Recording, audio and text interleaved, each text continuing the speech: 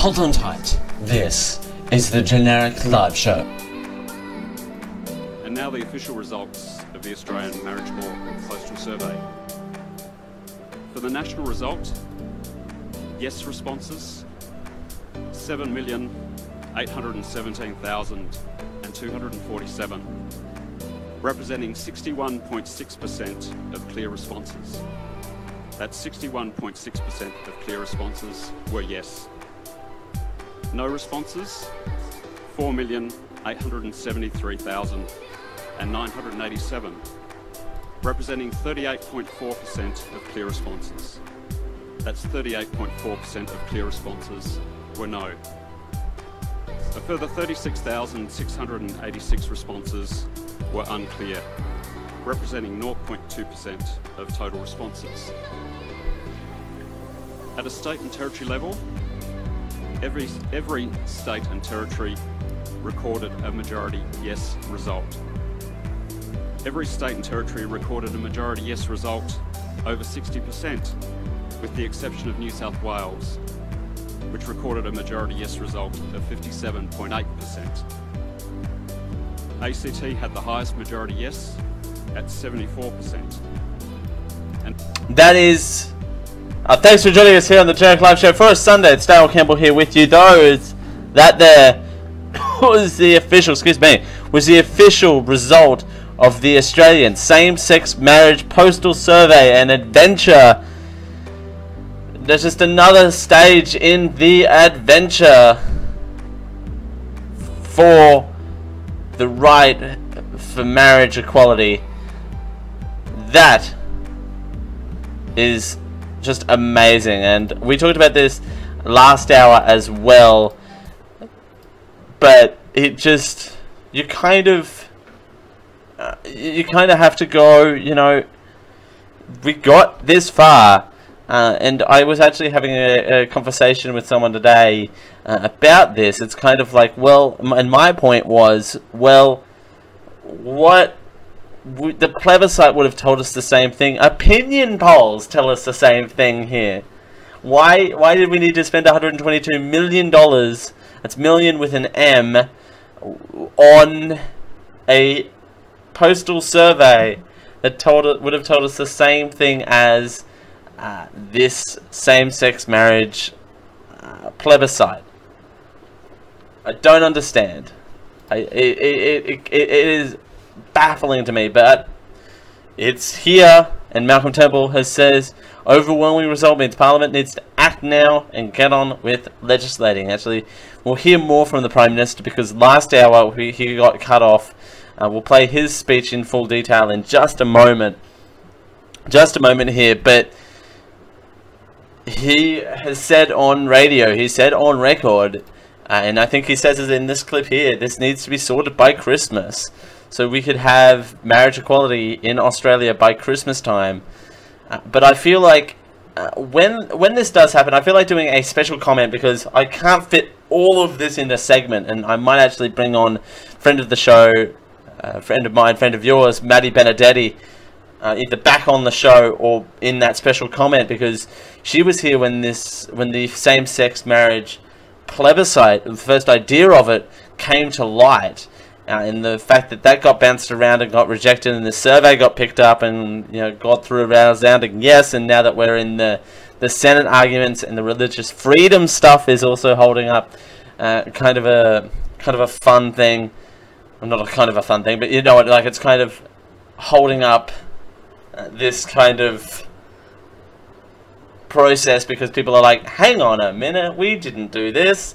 Why are you doing this to us? What are you doing? So it kind of, you know, is holding up the process a little, but the Prime Minister wants this done by Christmas. Here is Prime Minister of Australia, Malcom Turnbull. And they have voted overwhelmingly yes for marriage equality.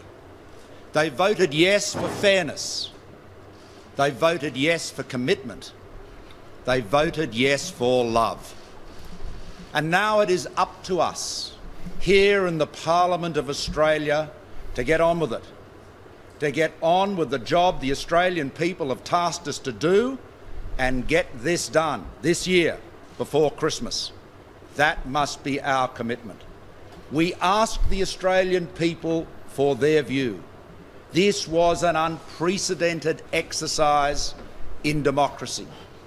A voluntary survey, a voluntary postal survey in which 80% participated, and over 61%, 61.6% have said yes. That is an overwhelming participation rate and an overwhelming yes vote. Now, I know that many people, a minority obviously, voted no. But we are a fair nation. There is nothing more Australian than a fair go. There is nothing more Australian than equality and mutual respect. And everyone has had their say. That's what we pledged at the last election. Many people stood in our way. The Labor Party, a number of people on the crossbench and others. They didn't want Australians to have their say. We did.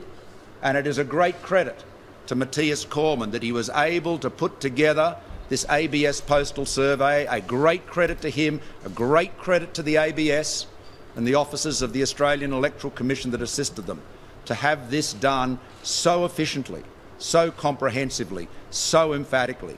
And I say to all Australians, whatever your views on this issue may be, we must respect the voice of the people.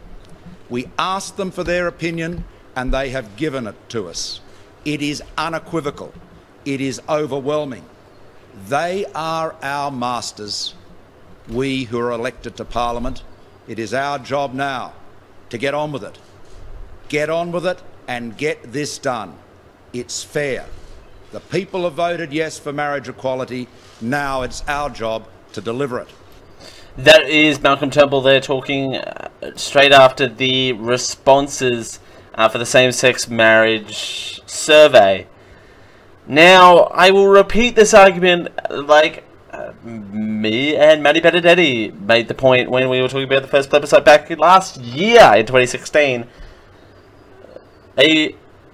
Understandably, there are opinion polls that have reflected the result of this postal survey, but it's also another case of, you know, it's another case of kind of going, well, why not have a free vote in Parliament to kind of allow same-sex marriage like in other places, like, I don't know, the rest of the world. But the point is, there is some credit now that we're on the other side of the same-sex marriage survey for allowing Australians to have their say, but it's kind of like, well, Australians are having their say in opinion polls. You could just promote opinion polls and have them kind of faced off, if that makes sense. So I don't know. It's still weird to me, and this again is only one stepping stone in the adventure. So we're going to hear from both sides, the yes and the no campaign. Starting with the no campaign, we're going to hear from Lyle Shelton congratulating on the yes campaign, but he is from the no campaign, so here he is. First of all, I'd like to congratulate the yes campaign for their victory today. It's been decisive, and I congratulate them on the campaign that they have won. For us here in the no camp, obviously it's a disappointment, but despite the valiant effort of so many of the people in this room here today and thousands of volunteers right around the country, grassroots people who supported us with donations, we haven't quite got to where we wanted to go, but that's the result and the verdict the Australian people have delivered. I just want to thank our volunteers and our team for their work. I think you have showed great commitment in this campaign. You have helped convince at least 1 million Australians to come our way in this vote. Unfortunately, we weren't able to get over the line, but it's been a valiant effort, and I want to thank all the people in this room and all the people right around Australia who got behind the campaign that says it's okay to say no. That is no campaigner Lyle Shelton there. Now we're going to hear from Penny Wong, who is a spokesperson for the Yes campaign. For the national results. Thank you, Australia. Thank you for standing up for fairness. Thank you for standing up for equality. Thank you for standing up for gay and lesbian Australians, the LGBTIQ community everywhere. Thank you for standing up for our families. Thank you for standing up for the sort of Australia we believe in. An Australia that is decent, an Australia that is fair, an Australia which is accepting, an Australia which turns its back on exclusion and division. Thank you, Australia. And now Australians have done their part. It's time for the Parliament to do our part. And together we will. Together, this group gathered here today from across the political spectrum, we will do our part. And I hope that everyone in this Parliament has heard the resounding voice of the Australian people today. A mandate for change, a mandate for fairness, a mandate for equality, because it is time. It is time to change the marriage law. It is time to remove discrimination. It is time for equality.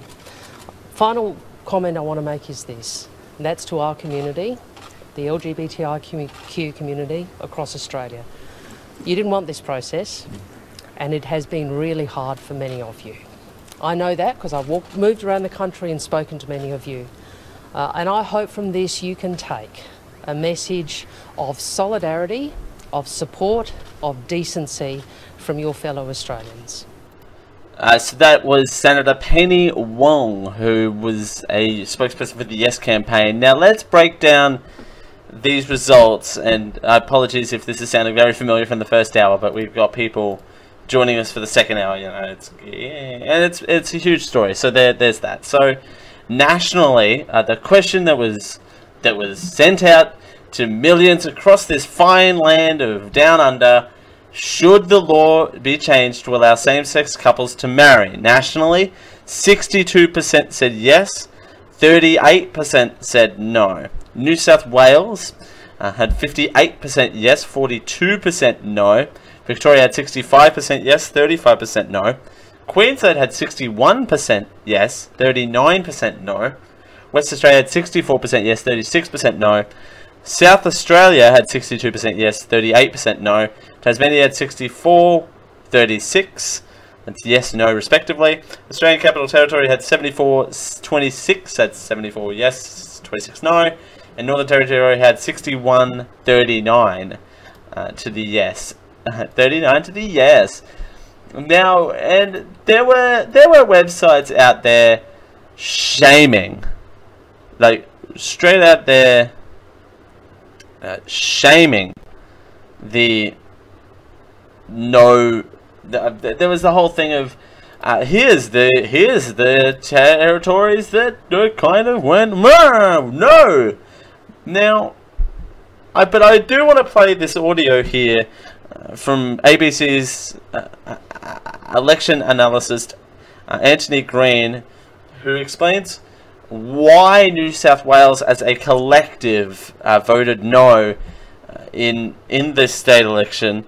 It's got to be with kind of more demographics to me, and they're kind of convenience issues is also what he talks about in this audio. So here is election analyst Anthony Green. In most cases, the result is as you would expect.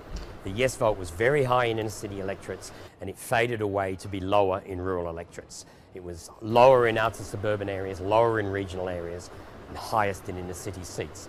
But there were a couple of pockets in Sydney and Melbourne where there was a very strong no vote.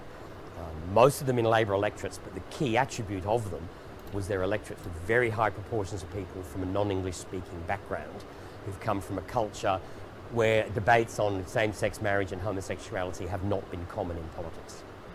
So that is certainly true. The more outside of the city you get into the more rural areas is definitely a very, very good point. And you see that in every election as well, is kind of those sort of voters tend to kind of move away from these sort of issues. And it's also kind of, again, more so the convenience issue of this is really important. It is very important, but many people don't view it as the same. And like the clip from the ABS said earlier, it's kind of like the areas, the non-English speaking areas and the cultural areas where homosexuality is definitely they come from places where homosexuality is still illegal. So that's definitely not a conversation that they would want to attach themselves to. And with the informal or donkey votes being at 0.2%, it kind of it still kind of works in a lot of ways. So there is that. So that's our election on the same-sex marriage postal survey. Till next time in this episode of Australia's journey to same-sex marriage. As we continue here on the Generic Live Show for a Sunday, where we ask the very important question: how does politics and bad decisions starved New York subways? Sound confused? As you should be. I don't know, as you should be. As we continue here on the Generic Live Show for a Sunday, it's Dale Campbell here with you. We're doing it for Geeko. Thanks for joining us. It's 11:20. I blanked out there for a second. What's up, ladies and gentlemen? This is JD from How It Stacks, here to talk to you about ProXPN. It is a private VPN, which basically means it is going to mask your IP address, protecting your data. So if you're out on the interwebs doing things you might not need to be doing, or if you're banking online overseas, it will help mask your data and keep it completely private. And you can do this for only $6.25 a month regularly, or you can use Geek20 for 20% off. So it's a pretty stellar deal, guys. And I'm just going to be honest, with all of the stuff that we've had going on, it's a good idea to invest in something like ProXPN.com. So I am JD, and I approve this message. This podcast is proudly sponsored by Amazon. Amazon has all of your needs for all occasions. Amazon stocks a large range of pretty much everything. Everything from automotive to baby to computers, payment cards, groceries, health and personal care, and everything for Amazon Kindles, ebooks, movies and television, magazines, office products, and stuff for your patio, lawn, and garden. Hey, they even sell sports goods. If you're into sports ball. If you're ready to check out the range at Amazon.com, use geek-io.net/Amazon to help out the Geek.io podcast network. We get a little bit of a kickback through our affiliate link there. That's geek-io.net/Amazon. Amazon, everything for every This Geek.io occasion. podcast network program is sponsored by Audible. The official slogan for Amazon. Some products not available in all areas. They're the leaders in digital audiobooks on the internet. Choose from over 100,000 titles across all types of literature, including fiction, non-fiction, and periodicals. Try Audible.com now and get your first 30 days of Audible Listener Gold membership plan for free. That's right, free, which includes one audiobook credit per month. After your 30-day trial, your membership will renew for just $14.95 per month, so you can continue to receive your audiobook credit per month, plus members-only discounts on all audio purchases. If audiobooks aren't quite your thing, well, that's okay. Audible also have a variety of radio and TV programs and audio versions of magazines and newspapers. There's something for everyone. Check out geek-io.net/Audible for all of the details. And we thank Audible for their support of the Geek.io podcast network.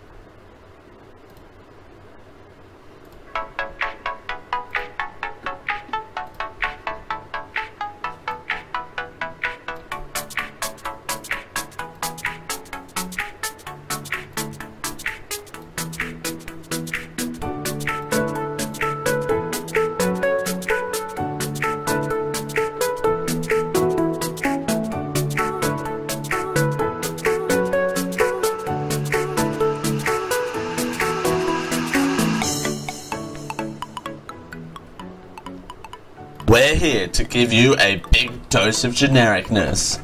This is the Generic Live Show. Thanks for joining us here on the Generic Live Show for a Sunday. It's Dale Campbell here with you. We're doing it for Geek.io. Thanks for joining us. I don't know if I've mentioned this hour, but it's my birthday! Yay! First hour was really riddled with it, but now that it's it still counts. It's still 11:24. It still counts, right? Yeah. I don't know. Yeah, right. There's that. Thanks for joining us here on the Geek.io Show. Whether you're listening to us live at twitch.tv/Geek.io Show, you can give us a follow. #follow us for free. You know, we have bits. You can give us some bits, throw us your bits. You can even drop a little subscription. Every month for all of the great content we have and all of the shows on the network there as well. Hashtag every little bit helps as I drop everything in the studio, because that's apparently a thing I do. Or at patreon.com/Geek.io Show, tinyurl.com/GenericLive store. There's lots of ways you can help out the network, but lots of ways you can help out the New York subways, on the other hand. Wow!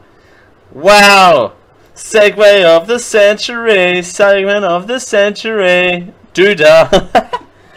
Now that I've ruined it by singing, but anyway, now I've ruined the joke. The New York Times went on this investigative journalism tirade that went a little something like this. It involved that, so there you go. That's me live in studio. You never knew this. Just in studio, just bashing out these keys in this order. Although I did used to play piano, so that is not too far from the truth. So politics and bad decisions, how they have starved New York's subways. So basically, the gist of this, it's really good. It's a good read. It's basically my recommendation to go read this article more so than anything else. And it's kind of basically talking about how a failed system is based off decisions of people in power. So, and it's a really good read. It's bad that, you know, there's that sort of stuff. So, a rush hour Q train careered off the rails in southern Brooklyn. A track fire on the A line in Manhattan. The F train stalled in a midtown tunnel, leaving hundreds in the dark without air conditioning for an hour. Oh boy. Excuse me. They talk about the various injuries and that sort of thing. I want to talk about this chart though. So, ridership steadily rose from 92 to 08. So ridership rose from 0 all the way up 77%. And then maintenance started to drop. So ridership kind of went down, and then it's now up to 6% in 2012. And on-time performance steadily. Okay, never mind. So here it's through to 16. Sorry. So ridership is up 77% in 2016 compared to 92. Maintenance is, they spend plus 6% more time on it. On-time performance has declined 26% since 1992. So I just want to put that there in the chat. I just want to put something in the chat so all of that link isn't showing for the entire video. So they stripped a 1.5 billion, that's billion with a B, from MTA by repeatedly diverting tax revenues embarked for the subways, and also determining large payments for financial advice. So they also go on to talk about the lines specifically. So decline performance in every single line. So this is super local, but it works. It's a really good read. So More than 90% of trains received their destinations on time, on most subway lines in 2007. 10 years later, that figure is less than 70%. So, 2007, the one line at 93 to 68. Two line is down to 32%. This is performance. 32%. Then 52 on the 3, 33 on the 4, 34 on the 5, 50 on the 6, down to 76 on the 7, and they hover around low 30s. And the L line, for whatever reason, is still up at 92. So I don't know what the L line. I don't know what the L line represents. But a steep decline in cash also doesn't help, apparently, according to the New York Times. The New York subway system has always struggled to get money that it needs. Decades of cost-cutting and deferred maintenance led the darkest days in the history of the 113-year-old system. The crisis in the 70s, when the subway became a symbol of urban decay. So, there you go. And then the mayor that's come in has never, since 1970, has kind of declined it. They also talk about how getting less and borrowing more for repairs, so not bringing in the money and then kind of borrowing it for urgent repairs. That's also, they talk about that in this article as well. And a kind of a state piggy bank that always gets squeezed as well. That's I could dig into this article, but I thought this is Dale brings articles for other people to read to the table. But it is a good read, and I kind of like stories like this because I'm a person who frequently uses public transport, and a person that kind of uses public transport. And we've just gotten up here, little cards that you can put money on for public transport. You know, we call them go cards, and you can they're little like plastic credit card looking things, and you can put money on there for your buses and your trains and that sort of thing. But we only have buses up here, so use them for the bus and you don't have to worry about it. We just got it, and the rest of Australia has had them for years, and we've just got them. So, you know, public transport, and particularly buses and rail, have really struggled to keep up with demand as well. You got to think of that as well. There's no demand as well, so there is that. As we continue here on the Jerk Live Show for a Sunday, well, the lead guitarist for AC/DC, Malcolm Young, has passed away.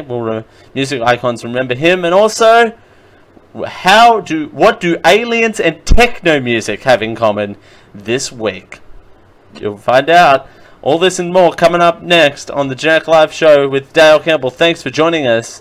It's 11:32. This Geek.io Podcast Network program is sponsored by Audible.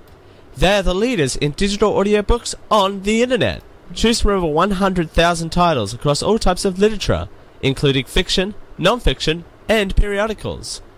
Try audible.com now and get your first 30 days of Audible Listener Gold membership plan for free. That's right, free, which includes one audiobook credit per month. After your 30-day trial, your membership will renew for just $14.95 per month, so you can continue to receive your audiobook credit per month, plus members-only discounts on all audio purchases. If audiobooks aren't quite your thing, well, that's okay. Audible also have a variety of radio and TV programs and audio versions of magazines and newspapers. There's something for everyone. Check out geek-io.net/audible for all of the details. And we thank Audible for their support of the Geek.io Podcast Network. I got bad news for you. Your t-shirt sucks. You should take it off and buy a new one. And the best place to buy a new t-shirt is www.geek-io.net/tfury. Because I can have a t-shirt, you can have a t-shirt, but you better not get it from anywhere else but T-Fury. I am JD, and I approve this message.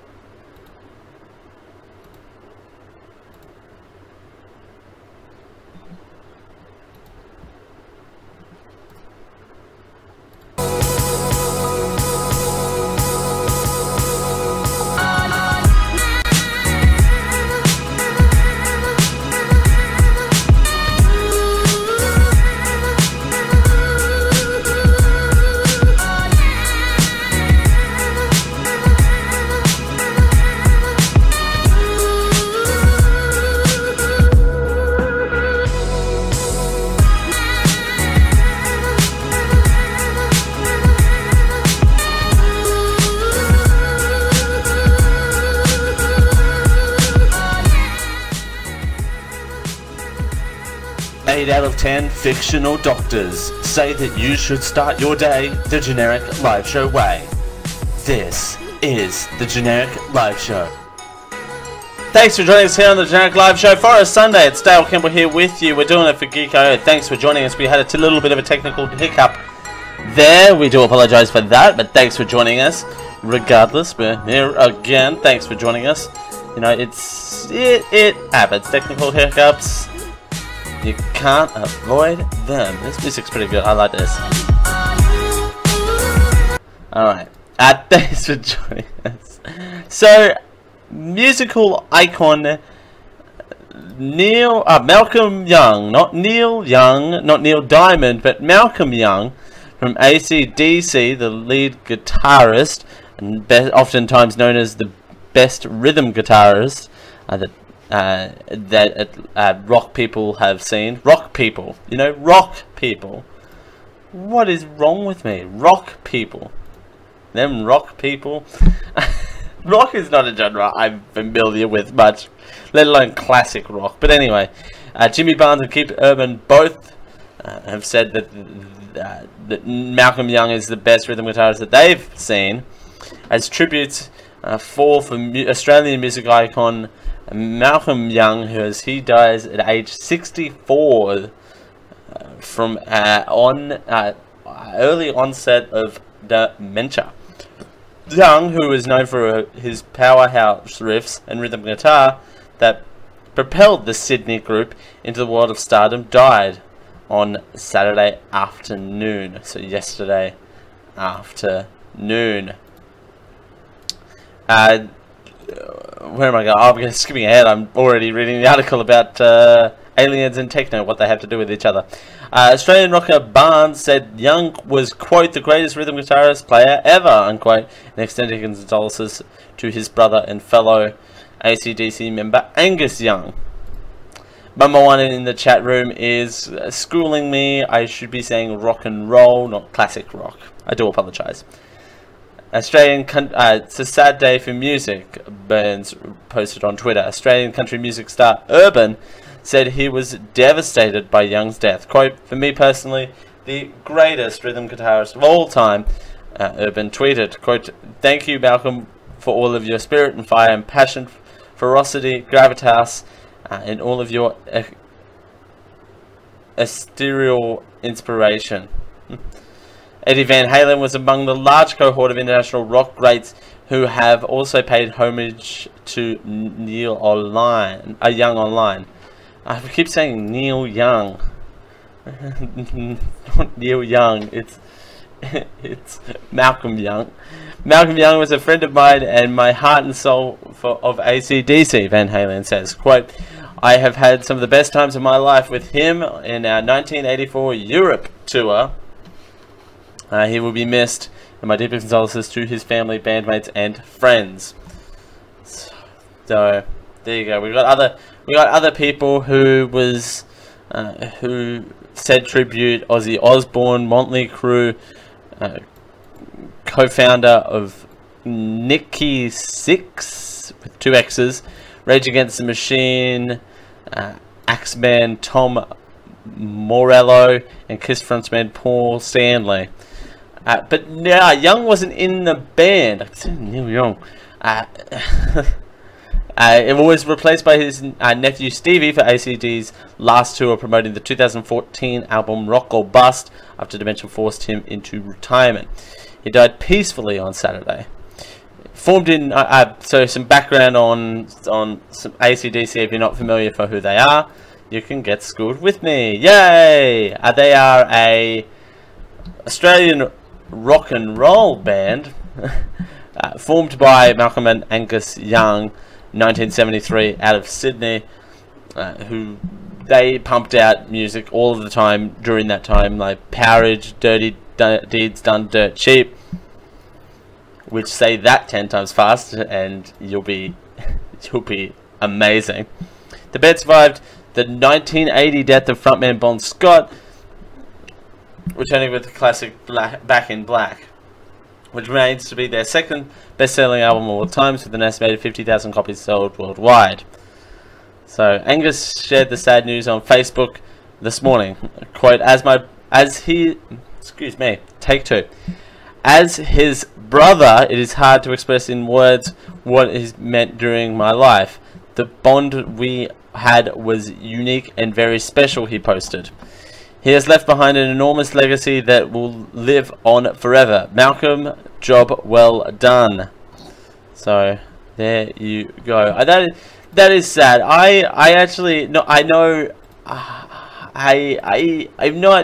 know who AC/DC is, and I remember listening to some of their music, but I don't remember. I wasn't I wouldn't say I was a fan girl of theirs, but I definitely knew their music, and I still think Thunderstruck is still that song is really good. If you're gonna listen to a song, Thunderstruck.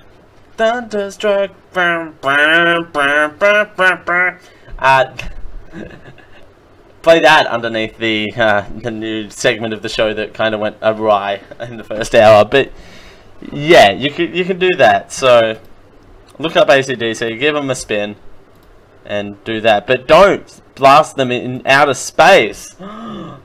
But I'm full of segues. Yay!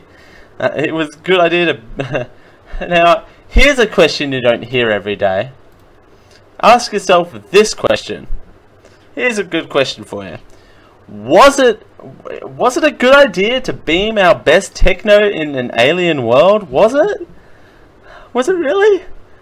In the year 2030, a powerful radio transmission organizing from Earth will arrive at a potentially habitable exoplanet located approximately 12.4 light years away.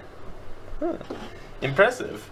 Should any alien intelligence be there to receive it, they are in for quite a treat.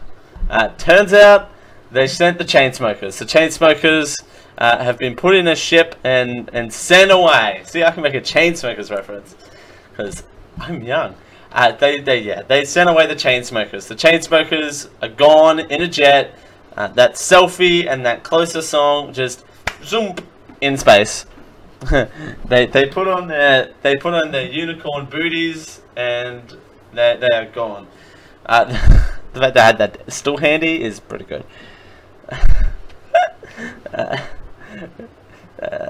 Great treat. This binary system of data contains short musical clips from some of the world's best electronic musicians. If this article dare say the Chainsmokers, I am done with this show. I'm done with this show. 3 days in October, organizers of the Spanish Solar Electronic Music Festivals pointed at the 32-meter wide European Incoherent Scatter Scientific Association. What? We're full of weird organization names today. That, one more time, is the European Incoherent Scatter Scientific Association. Uniformly known as ESCAT. So it's definitely not DIZ, J-I-Z. Radio headed towards the sky and sent bursts of radio signals towards the GJ273, a red dwarf star known as Latent Star that hosts 2 known planets that may be capable of supporting life. It's like moving house across town, right? 12.4 million light years away, and people still think the world's flat. Ha! With the help of astronomers from METI, Messages to Extraterrestrial Intelligence, and the Science Studies of Català, IEEC, the Solar team, be named digitally, included clips of music such as artists Attitude, Holy Maron, Jean-Michel Jarre, Modest Skeletor, Mad Moss, Code 9, and Laurel Halo. Thank God there was no Chainsmokers in there. No Chainsmokers. This show is safe. There is no Chainsmokers that are being sent to other planets. I mean, that's a good thing and a bad thing. A, because they'd be off Earth, and B, We don't want that disease spreading. No chain smokers. That might be in the summary. No chain smokers. I don't want them to come after me though. That's the thing. In April 2018, that will do it again. Sending 15 tracks from some of the 33 artists who were taking part in the festival. No chain smokers. You can listen to the 10-second long tracks beamed during the first transmission here. Oh, okay. Let's see if this is a good idea. Solar calling. Oh god, this website is all in a language I don't know what it is. So it had to be Spanish. I'm assuming. I'm navigating a Spanish site that I don't know. Okay. Oh, here we go. This is a 10-second clip. Alright. I mean, that sounds like something in reverse. So that was from 16th of the 10th, 2017. How about some Code 9? This will end well. This will end real well. Actually, no. This is a 10-second clip. Right. Oh God! Oh dear God! No! Oh! Right in my ear holes when I'm not expecting it. Oh, gross. Okay, let's try this again. Oh! Oh! That's creepy. That's really creepy. Oh, okay. Moving off that very quickly. How about this Laurel Halo? What's she up to? Is she whispering into our ear holes too? What?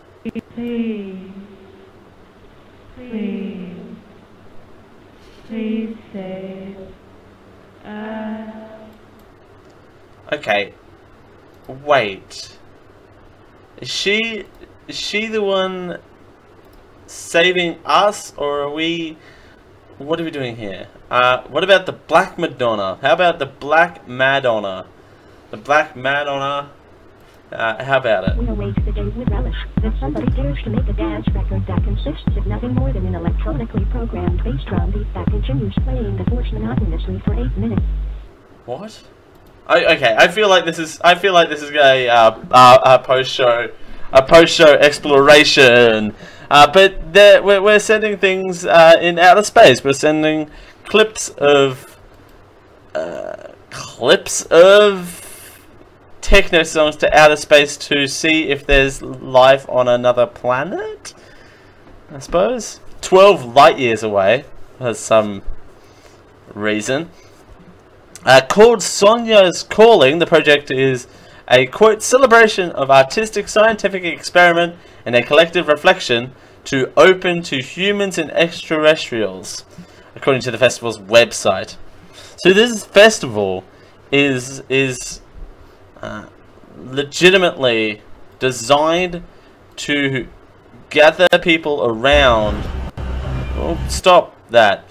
To gather people around to record second snaps of that. That's really cool, actually. Some of the stuff's creepy, but it's really cool. So each contributing artist had to compose and specifically prepare their music for transmission. Given the very slow data transmission rate of 500 bits per second, you can give us 500 bits per second too. That's about 250,000 times slower than an MP3 playback. God! And the musician will require to compose a brief 10-second long pieces at very low digital quality. For audio files among oh god, that sounds dirty. It was a PCM encoding with only 8 bits in mono. Oh god, that sounds painful.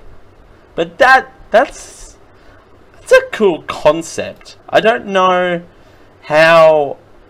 I really want to. Does this say Music into space. Ah, this actually does explain more. So we'll listen to this to kind of recap this. Now celebrate its 25th anniversary.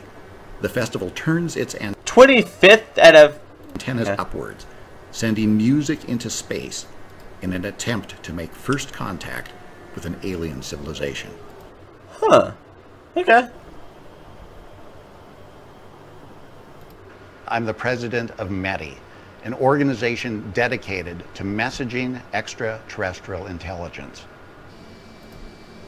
Thanks to sonar, and for the first time in the history of humanity, 3 transmissions have been sent to a specific and potentially habitable exoplanet, CJ273b, circling a red dwarf called Luyten star, just 12.4 light years from Earth. Only, by the way, I like that, only located 12.7 million light years away. He continues. Pieces of music of 10 seconds each, created specially for the occasion by a selection of artists close to the festival. In April 2018, Sonar will send 15 more musical pieces from a selected group of artists. And this second set of transmissions will also be open to your participation, because it'll include 3 selected musical pieces created by our audience. Huh, okay. So it's a music festival broadcasted to space. Huh. Alright, but is it a good idea? Is it a good idea? Is it a good idea? I think it's now that I've learnt more about it, I thought it was less of that and more of just randomly throwing things in space, but knowing that there's a thing behind it, that's cool. That's very cool. Huh. Alright. Well, did you know we're sending music into outer space? No, you didn't. As we continue, here on the Jack Live Show, for a Sunday, you learn something new every day.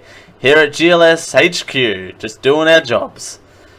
But we'll also tell you there's a particular beverage that men are now drinking. More so than what they ever did before. As we continue, here on the Jack Live Show, for a Sunday, it's Dale Campbell here with you. It's 11:52. This Geeko Podcast Network is proudly sponsored by Think Geek. Think Geek is the biggest online retailer of all things geeky. That's right, everything geeky. And they stock the biggest brands in geekiness like Star Wars, Star Trek, Doctor Who, Minecraft, Legend of Zelda, Marvel, Game of Thrones, DC Comic, and Geek Labs. And they sell a whole bunch of things like collectibles, electronics and gadgets, t-shirts and apparel, gifts. They sell it all over at Think Geek. And they have free shipping on orders over $75 or a flat $6.95 US standard shipping to all places in the US. So when you're ready to check out the range over at Think Geek, the online geek superstore, just use our link to go over to Think Geek over at geek-io.net/thinkgeek. That gives us a little bit of a kickback on what you buy. Don't worry, we're not stealing your shoe size or asking you for a blood sample. It's okay. We're only getting a kickback from what you buy. We don't actually see what you buy from Think Geek. Join in, geek out, Think Geek. We thank Think Geek for their support of the Geek.io Podcast Network.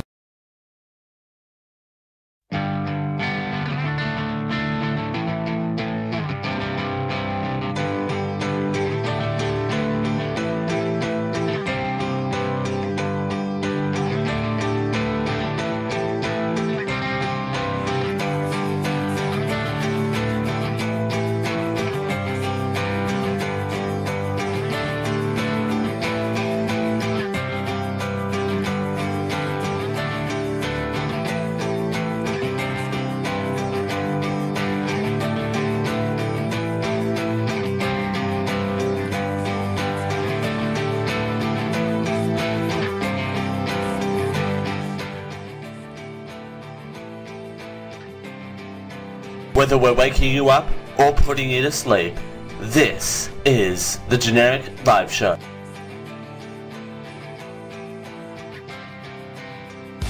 Thanks for joining us here on the Generic Live Show, where we unmute our microphones. It's a fantastic new concept. You should try it sometime, Dale. Thanks for joining us. It's good to be here. Now we've got suggestions from the chat room on what we should send to outer space, apart from this show.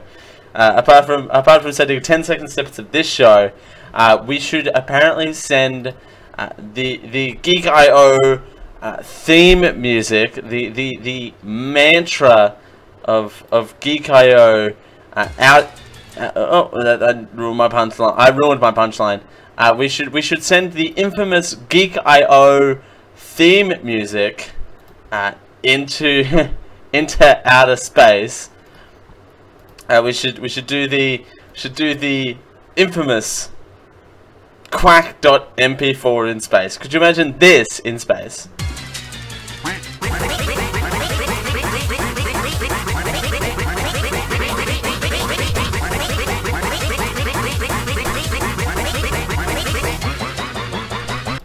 In space. You can imagine that in space. Techie Gamer in the chat says Wrecking Ballo. Although Wrecking Ball, I'm sure is there a tech no version of Wrecking Ball that we could send? All right, let's see here.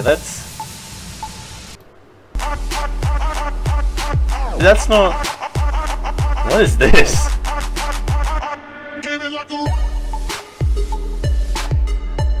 We can send that into space. Let's send that into space. Let's whatever this is. There you go. We'll send that, and now we're banned. All right, let's not do that. Came in like a rook.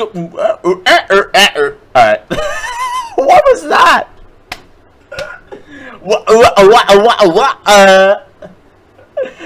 DJ Dale on the decks. Alright, so men are drinking more rosé. Have fun. Thanks for joining us. Dale Campbell, 11:57. No. Rosé. Rosé. We're calling it hashtag Rosé Revival, or at least this article is saying Rosé Revival. Oh, there you go. We could send Professor Shy Guy's version of Wrecking Ball into space. You can send this into outer space. Let's send this. Hang on, it's not loading. There we go. All right, there we go. I wonder if Professor Shy Guy would be into this sort of thing. Alright, someone send a message to Professor Shy Guy and go, hey, do you want to beam your music into out of space? I'm sure let's all get on that. Alright. The Rosé Revival. Quick, someone. Bring this show back on the rails. We're nearly done. We're nearly done. Forget your craft beers. Grab a bottle of pink stuff and have fun. As I knock my microphone off. The collections of rosé are providing a hit for the ordinary Aussie guy. Quote, we certainly see a change between now and 5 to 6 years ago. These days, men are more likely to try rosé when we see it in a cellar door, he says. Just this year, we're doubling our production of rosé. Mr. Ray told Sunday Morning Telegraph the job was even more popular with a game of footy. Ooh. Right. Game of sports ball. You can drink your rosé. Have fun. So men like more flavor in their wines, and that's what they're seeking with a rosé. Over the last 5 years, not just men, but more and more people have been drinking rosé. The quality increased sustainably and has more attention to detail. He says the color shouldn't be an issue because, yeah, men are now drinking rosé because they're not ashamed of the color. And why not? You know, there's nothing wrong with pink. he says, looking around his desk, seeing like 5, 6 things that are pink. But there you go. Men are drinking pink wine, and people are beaming songs into outer space. 2017, ladies and gentlemen, end of the year is coming soon. Thank you everyone for joining us here on the Generic Live Show for a Sunday. It's been a pleasure as always. I've been Dale Campbell. You can find this show at geek-io.net. We're a proud member of the Geek.io network. I've been Dale Campbell, youtube.com/geek.io show, youtube.com/Generic Live Show. You can find the pre-show and the post-show at youtube.com/Generic Live Show. And I feel like the post-show is going to be a good one now. And facebook.com/Generic Live Show, Generic Live Show at gmail.com, patreon.com/geek.io, tinyurl.com/generic store. I have way too many links. I should put them in the doc sometime and just pump that. Alright. Thank you everyone for joining us. It's Dale Campbell here with you. Thanks for joining us. It's a pleasure as always. It's 12:01. This has been a Geek.io Media Network production. Copyright 2017.